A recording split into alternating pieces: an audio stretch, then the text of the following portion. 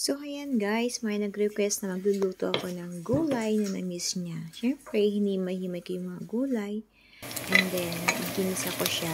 Haluan ko siya ng meat and make sure na i-toast ko siya talaga ng maayos para sa ganun.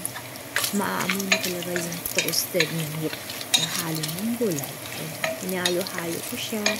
Lagyan ko ng bawang, luya, sibuyas, and then keep stirring. And then after that, nung medyo nagtagal-tagal, ayan, ayan, nag-antay ako ng ilang minuto, and then buksan ko ulit, tapos halo-halo, ayan, yung sibuyas, ang patong para bumango yung amoy ng gulay, diba? And then, inihalo-halo ko siya. Kasi yung request niya is talagang miss niya. O, diba? So, inad ko lang yung ingredients. Ayan. Halo-halo. And then, after a while, pagkatapos ko siyang haluin.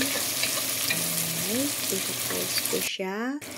And then, after a while, lalagyan ko na siya ng sahog niyang gulay. So, normally sa pinakbet Ilocana is naglalagay ka ng sitaw, kalabasa. Pero since walang kalabasa, ginamitan namin siya ng kamote, sweet potato.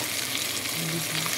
Hinalo-halo, and then after that, ayan na, resulta, pinakbet. At pinatukan ko ng kamatis.